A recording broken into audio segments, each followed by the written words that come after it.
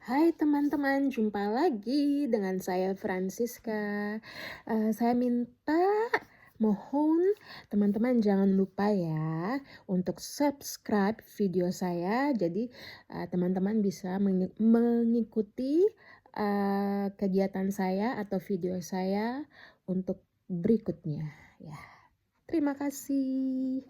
Oke, kemarin itu saya udah upload video mengenai keuntungan ujian bahasa Belanda B1 ya. Jadi kita lanjut sedikit aja ya teman-teman. Nah, seperti yang saya katakan sebelumnya, keuntungannya adalah kita bisa membangun karir yang lebih baik di sini jika kita memiliki diploma BN ya gitu ya. Jadi nggak cuma kita bisa menjadi warga negara Belanda, tapi juga kita memiliki kesempatan yang sama dengan warga negara Belanda yang lain atau penduduk asli orang Belanda gitu ya. Karena kan kita anak rantau, beda negara, beda benua gitu. Kita harus, ini menurut pandangan saya ya, kita harus membangun dari nol, membangun fondasi yang kuat di negara orang ya untuk kedepannya, untuk masa depan, untuk anak-anak ya kan, untuk keluarga gitu. Nah, sebenarnya sah-sah aja kalau teman-teman mau ujian ATW atau A2 hanya untuk mendapatkan naturalisasi, itu oke. Tetapi jika teman-teman punya planning ke depan yang lebih panjang, yaitu untuk membangun sebuah karir, lebih baik ujian BN aja. Kenapa? Karena jika teman-teman ujian ATW, itu teman-teman dapat diploma ATW, kemudian untuk membangun karir yang lebih baik lagi itu harus memiliki BN sertifikat ya. Jadi belajar lagi, terus bayar ujian lagi ya kan. Per ujian itu harganya itu per ujian bisa hampir 1 juta ya kan. Jadi buang-buang waktu lagi, buang-buang uang, buang-buang tenaga ya kan. Jadi saran saya lebih baik ujian BN aja.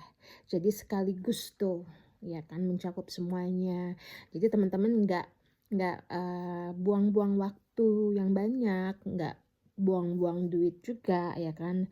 Kalau misalnya ujian terus nggak lulus, terus ujian yang baru lagi harus bayar lagi ya kan. Mahal ya, hampir 1 juta per ujian ya. Jadi itu saran dari saya. Semoga bisa bermanfaat. Kalau teman-teman ada yang mau ditanyakan atau mau sharing, terutama teman-teman yang baru tinggal di Belanda, yuk kita sharing, saling bertukar informasi, menjalin pertemanan, apalagi kita di negara orang ya kan, yang semuanya tuh dari nol, dari dalam kehidupan keluarga kita di sini ya kan, yaitu bahasa, kemudian makanan, kemudian di luar rumah itu interaksi dengan sesama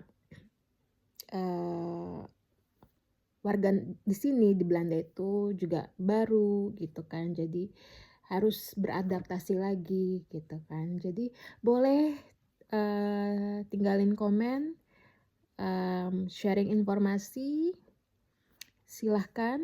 Saya sangat menantikan ya kan, apalagi saya baru di YouTube gitu ya. Oke, jadi itu saja saran dari saya untuk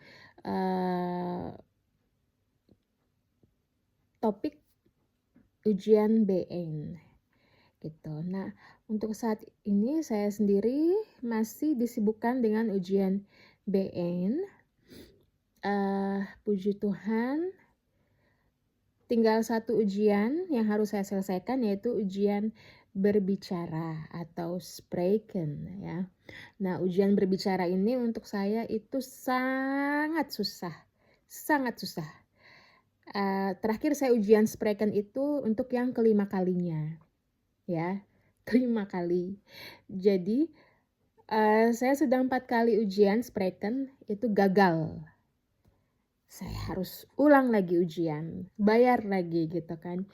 Jadi ya itu perjuangan, salah satu perjuangan sebagai kita pendatang untuk bisa tinggal di sini selama-lamanya gitu ya. Ya, jadi ya mohon doanya semoga ujian berbicara saya yang kelima kalinya bisa lulus, kemudian dapat diploma BN, kemudian diizinkan untuk tinggal di sini selamanya. Amin ya. Oke. Jadi silakan yang mau tanya-tanya, boleh banget. Kemudian nanti akan saya bahas topik masih tentang beradaptasi di Belanda, khususnya untuk pejuang ujian BN ya. Oke, terima kasih teman-teman untuk menyaksikan video short dari saya. Tetap semangat dimanapun berada, tetap bersyukur setiap hari dengan apa yang kita miliki, dengan kasih yang kita miliki dari keluarga, dari sahabat, ya kan, dari orang tua, anak-anak, pasangan, suami, istri. Oke teman-teman, sampai jumpa di video berikutnya. Dah.